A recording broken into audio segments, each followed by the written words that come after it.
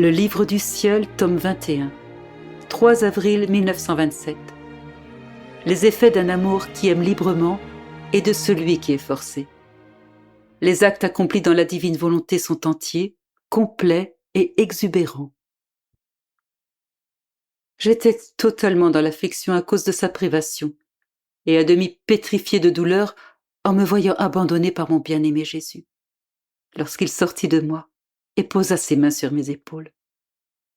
Il plaça sa tête sur ma poitrine, et respirant avec force, il me dit « Tous attendent tes actes ». Puis il inspira en lui tous mes actes accomplis dans la divine volonté. Et il ajouta « Ma fille, les actes accomplis dans ma divine volonté m'appartiennent. C'est pourquoi je suis venu les prendre dans mon souffle. Tous ces actes que tu accomplis étant miens, tous les attendent, y compris moi, pour les diffuser dans toute la création et recevoir ainsi dans tout l'univers l'honneur d'un acte libre de la créature. Cette volonté de la créature, librement et non forcée, vient dans ma volonté et agit. Je reçois alors l'honneur d'une volonté libre qui est pour moi le plus grand honneur qui soit, digne d'un Dieu.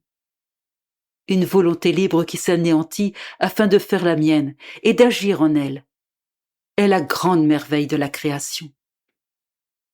Tout a été créé pour être au service de cette volonté libre qui m'aime sans y être forcée. Et cette volonté devait régner sur toute la création et être la volonté de toutes les choses créées, car elle n'avait pas une volonté en propre.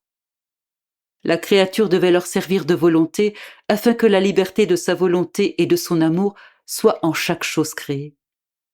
Et ce n'est que dans ma volonté que la volonté humaine peut nous défendre en toutes choses afin de donner ce grand amour à son Créateur.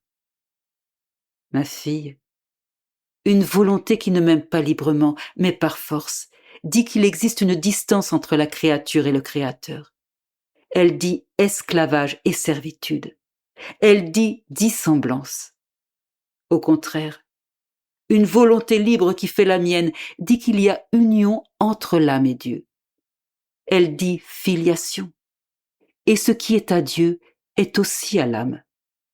Elle dit qu'il y a similitude de sainteté et d'amour, de telle sorte que ce que l'un fait, l'autre le fait aussi, et que là où l'un peut se trouver, on y voit l'autre également.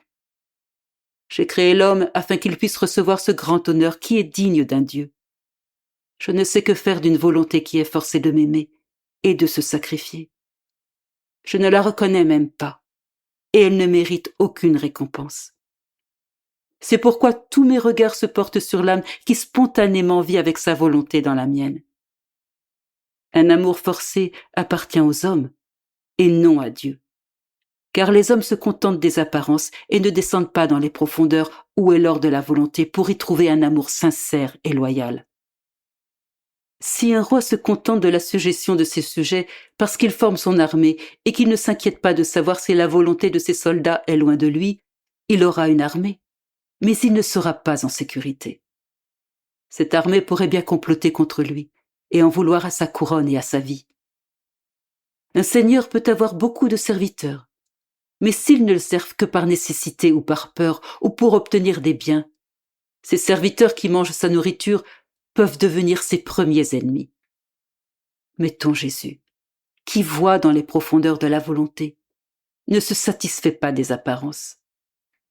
Et si cette volonté désire spontanément vivre dans la mienne, ma gloire et toute la création se sentent en sécurité, car ce ne sont pas des serviteurs, mais mes enfants qui possèdent et aiment tant ma volonté.